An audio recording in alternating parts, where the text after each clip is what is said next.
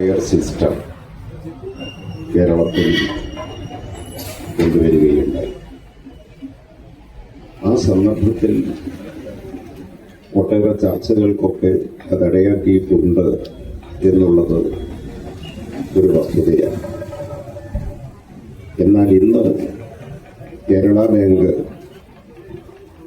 7ാമത്തെ വർഷത്തിലേക്ക് ചുവടുവെക്കുമ്പോൾ പിന്തിരിഞ്ഞു നോക്കുമ്പോൾ അത് തികച്ചും ശരിയായിരുന്നു എന്ന് കേരളത്തിൻ്റെ മാത്രമല്ല ദേശീയ തലത്തിൽ തന്നെ ഈ മേഖലയിലെ പ്രവർത്തനാനുഭവങ്ങൾ പരിശോധിക്കുമ്പോൾ നമുക്കത് ബോധ്യമാകും. ഈ ചുരുങ്ങിയ 6 വർഷത്തിനുള്ളിൽ ഇവിടെ സൂചിപ്പിച്ചതുപോലെ നമ്മുടെ രാജ്യത്തെ മറ്റെല്ലാ സംസ്ഥാന സഹകരണ ബാങ്കുകളെക്കാളും എല്ലാ കാര്യത്തിലും മുൻപന്തിയിൽ 1ാം സ്ഥാനത്ത് എത്താവുന്ന നിലയിൽ കേരള ബാങ്ക് വളർന്നിരിക്കുകയാണ്. അത് ബാങ്ക് മേഖലയുമായി ബന്ധപ്പെട്ട എല്ലാവർക്കും അറിയാം.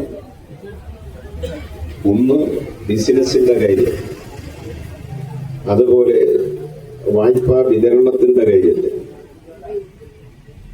നിക്ഷേപം സമാഹരിക്കുന്നതിന്റെ കാര്യത്തിൽ, ഇതിലെല്ലാം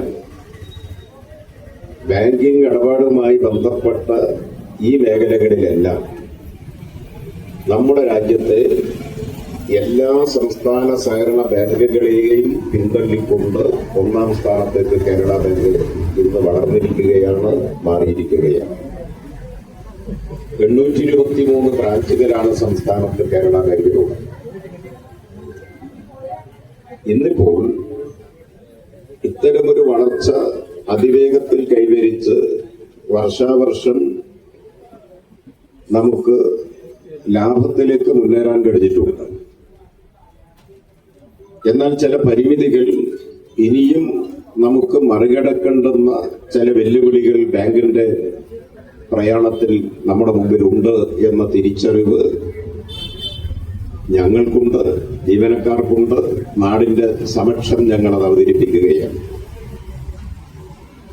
കേരള ബാങ്ക് അതിന് രൂപം നൽകുമ്പോൾ ഗവൺമെന്റിന്റെയും നാടിന്റെയുമാകെ അത് സംബന്ധിച്ച സങ്കല്പം കേരള ബാങ്ക് മറ്റ് വാണിജ്യ ബാങ്കുകളിൽ നിന്നെല്ലാം വ്യത്യസ്തമായ നിലയിൽ കേരളത്തിലെ 3,34,00,000 വരുന്ന ഓരോ മലയാളിയുടെയും സ്വന്തം ബാങ്കാണിത്. ആ നിലയിൽ കേരളത്തിലെ ജനങ്ങൾക്ക് തങ്ങളുടെ സ്വന്തം ഇടപാട് സ്ഥാപനമായി, ബാങ്കായി ഇതിനെ നെഞ്ചേറ്റുന്നതിന് സാധിക്കണം. ആ സങ്കല്പമാണ് കേരള ബാങ്കിന് ഉള്ളത്. അത് ഞങ്ങൾ ആവർത്തിച്ച് ഈ നാടിന്റെ മുമ്പിൽ സമർപ്പിക്കുകയാണ്. ഇത് വലിയ അളവോളം കൈവരിക്കാൻ കഴിഞ്ഞിട്ടുണ്ട്. ഇവിടെ പ്രതിപാദിച്ചിട്ടുണ്ട്, കേരളത്തിൽ നിന്ന് സമാഹരിക്കുന്ന നിക്ഷേപം ഒരു ചില്ലിക്കാശ് പോലും മാറ്റിവെക്കാതെ, ഞാൻ ഉപയോഗിക്കാൻ ആഗ്രഹിക്കുന്ന വാക്കതാണ്, ഒരു ചില്ലിക്കാശ് പോലും മാറ്റിവെക്കാതെ കേരളത്തിലെ സകലമാന ജനവിഭാഗങ്ങളുടെയും അവരുടെ സർവതോന്മുഖമായ പുരോഗതിയെ ലക്ഷ്യം വെച്ച്, അവരുടെ ഉന്നമനത്തെ ലക്ഷ്യം വെച്ച് ഏതെല്ലാം വിധത്തിൽ വിനിയോഗിക്കാൻ കഴിയുമോ ആ വിധത്തിലെല്ലാം സംസ്ഥാന ഗവൺമെന്റും മറ്റ് ഏജൻസികളും എല്ലാമായി ബന്ധപ്പെട്ടുകൊണ്ട് വിനിയോഗിക്കുക. ഇതാണ് കേരള ബാങ്കിന്റെ പരമപ്രധാനമായ ഉദ്ദേശം. അതോടൊപ്പം തന്നെ ഞങ്ങൾ തിരിച്ചറിയുന്ന ഒരു കാര്യമുണ്ട്. 1669 പ്രൈമറി സംഘങ്ങളാണ്, വായ്പാ വിതരണ സംഘങ്ങളാണ് ഇതിൽ അംഗങ്ങളായിട്ടുള്ളത്. ഇതിന്റെ യഥാർത്ഥ ഉടമകൾ നമ്മുടെ കേരളത്തിലെ 1669 വായ്പാ വിതരണ സംഘങ്ങളാണ്. ആ സംഘങ്ങൾക്ക് അവർക്ക് ലാഭവിഹിതം, അവരുടെ നിക്ഷേപം ഇതിൽ പ്രധാനമാണ്. അവർക്ക് ലാഭവിഹിതം കൊടുക്കാൻ കഴിയണം, ഡിവിഡൻഡ് കൊടുക്കാൻ കഴിയണം. അങ്ങനെ കൊടുക്കാൻ കഴിയണമെങ്കിൽ ഇന്ന് ചില പരിമിതികൾ നമ്മുടെ മുമ്പിലുണ്ട്, കേരള ബാങ്കിന്റെ മുമ്പിലുണ്ട്. എല്ലാവർക്കും അറിയാം, കേരളത്തിലെ 14 ജില്ലാ സഹകരണ ബാങ്കുകളും അന്നുണ്ടായിരുന്ന സംസ്ഥാന സഹകരണ ബാങ്കും സമന്വയിപ്പിച്ച് ലയിപ്പിച്ചിട്ടാണ് കേരള ബാങ്ക് രൂപം കൊണ്ടത്. ആ ഘട്ടത്തിൽ അപൂർവം ചില ജില്ലാ ബാങ്കുകളുടെ വലിയ തോതിലുള്ള കുടിശ്ശിക കിട്ടാക്കടല്ല, അത് ഇങ്ങോട്ട് വരുമ്പോൾ കുറവാണ്, തെക്കോട്ട് പോകുമ്പോൾ അങ്ങേറ്റത്തെത്തുമ്പോൾ കൂടുതലാണ്. വടക്കോട്ട് പോകുമ്പോൾ അത് കുറവാണെന്നാണ് പൊതു കണക്കുകൾ സൂചിപ്പിക്കുന്നത്. തെക്കോട്ട് ഏറ്റവും കൂടുതലാണ്. അത് 100 കണക്കിന് കോടി രൂപ അതിന്റെ ആ ബാധ്യതയുൾപ്പെടെ കേരള ബാങ്ക് ഏറ്റെടുത്ത്, അല്ലെങ്കിൽ കേരള ബാങ്കിന്റെ ഭാഗമായി മാറിയതാണ്. മന്ത്രി തന്നെ കഴിഞ്ഞ ദിവസം കണക്കുകൾ ഉദ്ധരിച്ചുകൊണ്ട് ഇക്കഴിഞ്ഞ ഈ ആലപ്പുഴയിൽ നടന്ന സഹകരണ വാരാഘോഷത്തിന്റെ സമാപന ചടങ്ങിൽ കണക്കുകൾ ഉദ്ധരിച്ച് ബഹുമാനപ്പെട്ട സഹകരണ മന്ത്രി തന്നെ പറയുന്നത് കേട്ടത്, അന്ന് കേരള ബാങ്കിന് രൂപം കൊടുത്തില്ലായിരുന്നു എങ്കിൽ തെക്കേ അറ്റത്തുള്ള ജില്ലാ ബാങ്കും അതുപോലെ മലയോരത്തുള്ള ഒരു ജില്ലാ ബാങ്കൊന്നും ഇപ്പോൾ ഉണ്ടാകുമായിരുന്നില്ല, ലിക്വിഡേറ്റ് ചെയ്തു പോകുമായിരുന്നു എന്ന നിലയിലാണ്. അപ്പോ ആ ബാധ്യത കൂടി ഏറ്റെടുക്കേണ്ടി വന്നപ്പോ കുറച്ച് ബാങ്കിന്റെ ഭാഷയിൽ പറഞ്ഞാൽ ഈ NPA ഒക്കെ കുറച്ച് കൂടുതലുണ്ട്.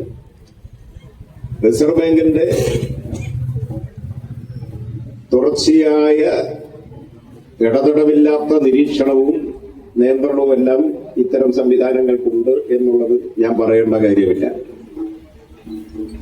അപ്പൊ ഇതിന്റെ എല്ലാം അകത്ത് നിന്നുകൊണ്ടാണ് പ്രവർത്തിക്കുന്നത്. ഞങ്ങളിപ്പോ യുദ്ധകാലടിസ്ഥാനത്തിൽ ഏറ്റവും വലിയ ഒരു ദൗത്യമായി കേരള ബാങ്ക് ഏറ്റെടുത്തിരിക്കുന്നത് ഈ NPA ഈ 2026 മാർച്ച് ആകുമ്പോഴേക്ക് കുറച്ച് കൊണ്ടുവരണമെന്നാണ്. 2.5 മാസം പൂർണ്ണമായിട്ടുണ്ടെന്ന് പറയാനാവില്ല.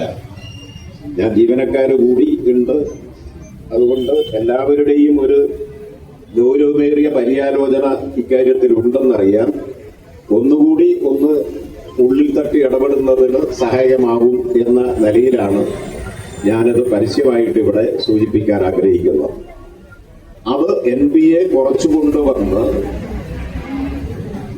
റിസർവ് ബാങ്കിന്റെ മാനദണ്ഡങ്ങൾക്കെല്ലാം വിധേയമായി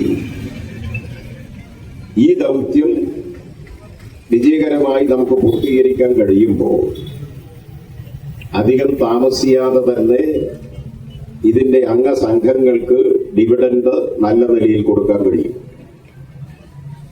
അതുപോലെ തന്നെ ബിസിനസ് പരമാവധി വർദ്ധിപ്പിക്കണം.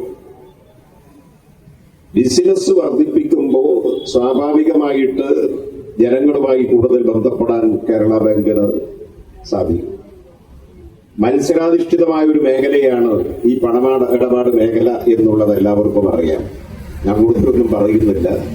അത് വരുമ്പോ എല്ലാ ഭാഗത്തും ഇവിടെ അങ്ങോട്ടും ഇങ്ങോട്ടും തിരിഞ്ഞു നോക്കിയാൽ അധികം ദൂരെയല്ലാതെ വാണിജ്യ ബാങ്കുകളുടെ ബ്രാഞ്ചുകൾ ഒരുപാടുണ്ടാവും. ഇപ്പോ ഒരാവശ്യത്തിന് വരുന്ന ഇടപാടുകാര് അവർക്ക് ജീവിതത്തിൽ എല്ലാവർക്കും തിരക്കാണ്. നമുക്ക് തിരക്കാണ്, നിങ്ങൾക്കും തിരക്കാണ്, എല്ലാവർക്കും തിരക്കാണ്. പഴയ കാലമല്ല. തിരക്ക് വർദ്ധിച്ച മനുഷ്യന്റെ തിരക്ക് വർദ്ധിച്ചൊരു കാലമാണ്. അപ്പൊ വളരെ വേഗത്തിൽ ബാങ്കിൽ വന്നു പെട്ടെന്ന് കാര്യം നിറവേറ്റി പോകേണ്ടി വരും. തിരക്ക് മനുഷ്യർക്ക് മാത്രമല്ല, എല്ലാ ജീവജാലങ്ങൾക്കും തിരക്കാണ്. കൂട്ടത്തിൽ ഒരു തമാശ കൂടി കൂട്ടിച്ചേർത്ത് ഞാൻ പറയാം. ഞാൻ ഈ തിരക്കിന്റെ കാര്യം പറഞ്ഞപ്പോ, എന്റെ ഒരു രാഷ്ട്രീയ വേദി പറഞ്ഞപ്പോ ഒരാൾ എഴുന്നേറ്റ് പറഞ്ഞു, മനുഷ്യർക്ക് മാത്രമല്ല, ഈ ഒരു തീവണ്ടി പോലെ ഒരു നീണ്ട ഒരു ചെറിയ ജീവിയില്ലേ, എന്റെ നാട്ടിൽ തേരട്ടെന്നാ പറയും, ഇവിടെ എന്താ പറയാ, അത് തന്നെയാണ്. അതിനെ ഒന്ന് തട്ടിയാൽ അല്ലേ ചുരുണ്ടുള്ള കടക്കും. എന്നാൽ കുറച്ചു കാലം മുമ്പൊക്കെ അതൊരു അരമണിക്കൂർ ചുരുണ്ട് കടന്നിട്ടാ പിന്നെ പോവുക. ഇപ്പൊ നിങ്ങളൊന്ന് പരീക്ഷണാർത്ഥം ഇന്നൊന്ന് ഞാൻ പറഞ്ഞതിനൊന്ന് തട്ടി നോക്ക്. അത് ഒന്നങ്ങ് വളഞ്ഞിട്ട് ഒരൊറ്റ പോക്കം പോകും. അതിനും തിരക്കാണ്. സംഗതി മനസ്സിലാവും നിങ്ങൾക്ക്. എല്ലാ ജീവജാലങ്ങൾക്കും തിരക്ക്. പിന്നെ മനുഷ്യന്റെ തിരക്ക് പറയേണ്ട കാര്യമുണ്ട്. അപ്പൊ ബാങ്കിൽ ഒരു ഇടപാടിന് വന്നു ചേരുന്നയാൾ എത്രയും പെട്ടെന്ന് എന്റെ കാര്യം നടന്ന് മറ്റു കാര്യങ്ങളിലേക്ക് പോകണം എന്ന് കരുതിയിട്ടാണ്. അപ്പോ ഒരു സ്വർണ്ണപ്പണയം വായ്പക്ക് വേണ്ടി സമീപിക്കുന്ന ഒരാൾക്ക് അല്ലെങ്കിൽ അതുപോലെ ഒരു ഇടപാടുകാർക്ക് പരമാവധി വേഗത്തിൽ സേവനം ലഭ്യമാക്കുക എന്നത് ബാങ്കിന്റെ ഒരു ദൗത്യമായി നാം കാണണം. ഇല്ലെങ്കിൽ അപ്പുറവും ഇപ്പുറവും പരിചയം തന്നെയാണ് ഞാൻ പറയുന്നത്. ഇവിടെ ഇല്ലെങ്കിൽ വേറൊരു സ്ഥലത്തുണ്ട്. അങ്ങനെ പോകാൻ ഇടയാകുമ്പോൾ മനസ്സിലുണ്ടാക്കുന്ന ഒരു ധാരണ ഉണ്ട്. ആ ധാരണ ഒരിക്കലും നമ്മുടെ ജനകീയത വിവരപ്പെടുത്തുന്നതിന് സഹായകമായിരിക്കില്ല. ഇതൊരു പരസ്യമായി പറയുന്നതിന് തെറ്റൊന്നുമില്ല. പക്ഷെ ഇപ്പോ എല്ലാ അർത്ഥത്തിലും ഒന്നുകൂടി കൂട്ടിച്ചേർത്ത് ഞാൻ പറയുന്നു, കേരള ബാങ്കിന്റെ ഈ നിലയിലേക്കുള്ള വിസ്മയകരമായ വളർച്ചയിലും മുന്നേറ്റത്തിലും ഈ നാട്ടിലെ ജനങ്ങളുടെ, മലയാളികളുടെ, എല്ലാ മേഖലയിലുമുള്ള മലയാളികൾ, ഏറ്റവും സമൂഹത്തിന്റെ അടിത്തട്ടിൽ കിടക്കുന്ന പാവപ്പെട്ടവൻ തൊട്ട് സമൂഹത്തിന്റെ മേൽത്തട്ടിൽ നിൽക്കുന്നവർ വരെയുള്ള എല്ലാവരുടെയും അകമടിഞ്ഞ തുറന്ന മനസ്സോടെയുള്ള പിന്തുണയും സഹായ സഹകരണങ്ങളും പരമപ്രധാനമാണ്. അതിന് വലിയ അടിസ്ഥാനമായി മാറിയിട്ടുണ്ട്. ഒരുപക്ഷെ അതുപോലെയോ അതിനേക്കാളും ഒട്ടും കുറവല്ലാത്ത നിലയിലോ കേരള ബാങ്കിലെ ജീവനക്കാരുടെ, എല്ലാ തട്ടിലുമുള്ള തലത്തിലുമുള്ള ജീവനക്കാരുടെ നിസ്വാർത്ഥമായിട്ടുള്ള അങ്ങേയറ്റത്തെ സമർപ്പിത മനസ്സോടെയുള്ള അവരുടെ സേവനങ്ങൾ, പ്രവർത്തനങ്ങൾ കേരള ബാങ്കിന്റെ ഈ വളർച്ചക്ക് വലിയ നിലയിൽ ആക്കം കൂട്ടിയിട്ടുണ്ട്, സഹായകരമായിട്ടുണ്ട് എന്ന കാര്യം പ്രത്യേകം പരസ്യമായിട്ട് തന്നെ സൂചിപ്പിക്കാൻ ഞാൻ ആഗ്രഹിക്കുന്നു. ഇതിന് എല്ലാ നിലയിലും ഇടപെട്ട് വരുന്ന ഏറ്റക്കുറച്ചിലൊക്കെ ഉണ്ടാകും, ഇല്ലെന്നൊന്നും ഞാൻ പറയുന്നില്ല. എല്ലാ ജീവനക്കാരെയും പരസ്യമായിട്ട് അഭിനന്ദിക്കാനും ഞങ്ങൾ ഈ സന്ദർഭം ഉപയോഗപ്പെടുത്തുകയാണ്. അപ്പൊ നമുക്ക് തുടർന്നുള്ള മുന്നേറ്റത്തിന് എല്ലാ നിലയിലും നമുക്ക് ഒരുമിച്ച് മുന്നോട്ട് പോകേണ്ടതുണ്ട്. 50-ലധികം വായ്പാ പദ്ധതികൾ കേരള ബാങ്ക് ഇപ്പോൾ ആവിഷ്കരിച്ചിട്ടുണ്ട്. അത് ഇന്ന് തന്നെ എന്റെ ധാരണ ശരിയാണെങ്കിൽ ഒരു 28% കാർഷിക മേഖലയുമായി ബന്ധപ്പെട്ടാണ് കേരള ബാങ്കിന്റെ വായ്പകൾ ഇപ്പോൾ വിന്യസിക്കുന്നത്. അല്ലേ? ശരിയായിരിക്കും. പുതിയ മേഖലകളുമായി, നബാർഡെല്ലാമായി ബന്ധപ്പെട്ട് പുതിയ വായ്പകൾ കാർഷിക മേഖലയിൽ പദ്ധതികൾ ആവിഷ്കരിക്കുന്നതിനുള്ള നടപടികളും അതിവേഗത്തിൽ ആരംഭിച്ചു കഴിഞ്ഞിട്ടുണ്ട്. വ്യാപാരികൾക്ക് വ്യാപാരമിത്ര, അതുപോലെ പുതിയ മേഖലയിൽ കാർഷിക മേഖലയുമായി ബന്ധപ്പെട്ടതാണ് ക്ഷീരമേഖല, ക്ഷീരമിത്ര വായ്പാ പദ്ധതികൾ. സ്ത്രീകൾക്ക് സമൂഹത്തിൽ ഇപ്പൊ പഴയതുപോലെയല്ല, സ്ത്രീകളിപ്പോ പണ്ടത്തെ പോലെയല്ല. അവര് നാടിന്റെ നിർമ്മാണ പ്രക്രിയയിൽ, സാമ്പത്തിക വികാസത്തിന്റെ പ്രക്രിയയിൽ വലിയ പങ്ക് വഹിക്കുന്ന വിഭാഗമാണ്. കുടുംബശ്രീയുടെയൊക്കെ വളർച്ചയും മുന്നേറ്റവും അതുപോലെ എല്ലാം ഇപ്പോ വേറെ ചർച്ച ചെയ്യപ്പെടുന്നതും ലോകവിസ്മയമായി മാറിയിട്ടുള്ളതുമാണ്. അതുകൊണ്ട് സ്ത്രീകളുമായി ബന്ധപ്പെട്ട് അവർക്ക് തൊഴിൽ സംരംഭങ്ങൾ ആരംഭിക്കുന്നതിന്, സ്വന്തമായി സംരംഭങ്ങൾ ആരംഭിക്കുന്നതിന് സഹായകരമായ ഒട്ടേറെ പദ്ധതികൾ, ഒരു 10-ലേറെ പദ്ധതികൾ നമ്മളത് ഉണ്ടെന്നാണ് തോന്നുന്നത്. അതുപോലെ തന്നെ സംരംഭങ്ങൾക്ക് പ്രത്യേകമായിട്ടുള്ള സഹായം എല്ലാ നിലയിലും എല്ലാ മേഖലകളുമായി ബന്ധപ്പെട്ടുകൊണ്ട് വിവിധങ്ങളായ വായ്പാ പദ്ധതികൾ ആവിഷ്കരിച്ചിട്ടുണ്ട്. ഇതെല്ലാം കേരളത്തിന്റെ സ്വന്തം ബാങ്ക് എന്ന സങ്കല്പത്തിന്റെ അനുസരിച്ച് ഇവിടുന്ന് സമാഹരിക്കുന്ന പണമാകെ, തുകയാകെ കേരളത്തിന്റെ സാമൂഹ്യ വികാസത്തിന്, ജനങ്ങളുടെ ക്ഷേമം ഉറപ്പുവരുത്തുന്നതിന് വിനിയോഗിക്കുക എന്ന ലക്ഷ്യം വെച്ചുകൊണ്ടാണ്. ഒറ്റപ്പെട്ട നിലയിൽ കേരള ബാങ്കിന് ഈ ഇത്തരം ദൗത്യങ്ങളെല്ലാം നിർവഹിച്ച് സഹകരണ മേഖലയിൽ തലയെടുപ്പോടെ തനിച്ചു നിന്ന് മുമ്പോട്ട് പോകാൻ കഴിയും എന്ന ധാരണയിലല്ല ഞങ്ങൾ നിൽക്കുന്നത്. കേരളത്തില്, നമ്മുടെ നാട്ടിലെ സഹകരണ മേഖല വലിയ പ്രതിസന്ധിയെ അല്ലെങ്കിൽ വെല്ലുവിളിയെ നേരിടുന്ന ഒരു ഘട്ടം കൂടിയാണ്. പുതിയ സാഹചര്യത്തിൽ എല്ലാവർക്കും ബോധ്യമുള്ള ഒരു കാര്യമാണ്, സഹകരണ മേഖലയുടെ ഇപ്പോ ഇന്ത്യയിലാകെയുള്ള സഹകരണ മേഖലയിലെ നിക്ഷേപത്തിന്റെ ഏറ്റവും ഭീമമായ ഭാഗം കേരളത്തിലാണ്. അത് കേരള ബാങ്ക്, പ്രൈമറി സംഘങ്ങൾ. രാജ്യത്തെ പരസ്യമായിട്ട് തന്നെ ഞാൻ പറയാം, രാജ്യത്തെ കോർപ്പറേറ്റുകൾക്ക് ഇതിനകത്ത് ഒരു കണ്ണുണ്ട് എന്നത് ഗൗരവത്തോടെ കക്ഷി രാഷ്ട്രീയം എല്ലാം മറന്ന് നാടാകെ ഗൗരവത്തിൽ കാണേണ്ട ഒരു കാര്യമാണ്. അത്തരമൊരു ഇടപാടുകളുടെ ഭാഗമായി പുതിയ ചില നീക്കങ്ങൾ ദേശീയ തലത്തിൽ ഡൽഹിയിൽ നിന്ന് വന്നു തുടങ്ങിയിട്ടുണ്ട്. ഇതിന് സഹായകരമല്ലാത്ത ചില തെറ്റായ നയരൂപീകരണങ്ങൾ ഞാൻ അങ്ങനെ ഒറ്റ വാചകത്തിൽ പറയുകയാണ്. അതുപോലെ തന്നെ ശരിയല്ലാത്ത ചില നിയമനിർമ്മാണങ്ങൾ അങ്ങനെ ഇങ്ങോട്ട് വരികയാണ്. അതിന്റെ എല്ലാം വെല്ലുവിളികൾ ഈ സഹകരണ മേഖല ഇന്ന് നേരിടുന്നുണ്ട്.